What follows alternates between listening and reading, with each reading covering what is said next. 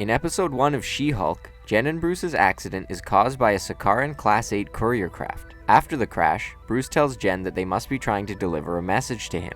We think it's more than likely that the message Sakaar is trying to send to the Hulk is that he is a father. The Hulk's involvement in Thor Ragnarok was heavily inspired by a comic run called Planet Hulk. In these comics, just like the movie, Hulk becomes trapped as a gladiator on Sakaar and eventually starts a revolution to overthrow those in power. However, that is where the similarities end. In the comics, Hulk became the king of Sakaar afterwards, and as his queen, he took a Sakaaran named Kyera the Old Strong. She became pregnant with the Hulk's son, but then was killed by an explosion. Hulk believed that both Kyera and his unborn son perished, and so he returned to Earth for revenge on those that he believed to be responsible for their deaths. However, Kyera had used her magic to create a cocoon that saved and preserved her son until he was ready to emerge. With all of that being heavily connected with events that they already directly adapted for Ragnarok, we find it very likely that one more aspect that they will incorporate is the existence of the son of Hulk, Skaar, not to be confused with Sakaar, the planet, or Sakaar, Yondu's mentor, Sylvester Stallone. While many of the details will likely be very different in the MCU, we think that while the Hulk was on Sakaar, he may have gotten someone pregnant. So perhaps Skaar's mother took control of Sakaar after the events of Ragnarok and is now sending for the Hulk to take responsibility for his son. Perhaps reminiscent of the comics, she's about to die and needs someone to watch out for Skaar.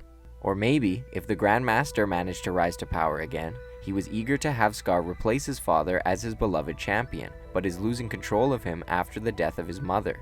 So maybe in hopes that Hulk can relieve him of this nuisance, he was the one who sent the ship to Earth. Also worth noting that the only other ship we've seen that looks like this is the Grandmaster's Commodore. They may even be the exact same model.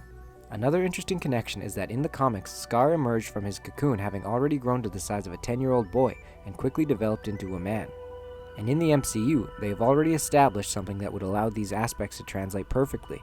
We're shown in Ragnarok that time works differently on Sakaar, so with around 6 years of in-universe Earth time having passed since Ragnarok, it's not unreasonable for Skaar to already be a young man by the time of She-Hulk.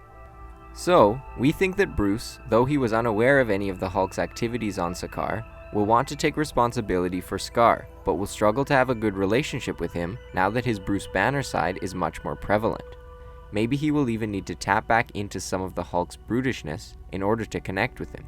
In any case, at the end of episode 2 when we see the Hulk shooting back into space, I think we've got a pretty good idea of where he's headed. It's time for the Hulk to learn how to be a papa. What do you think of our theory? Do you think we'll see the son of Hulk soon? Let us know your thoughts and theories in the comments.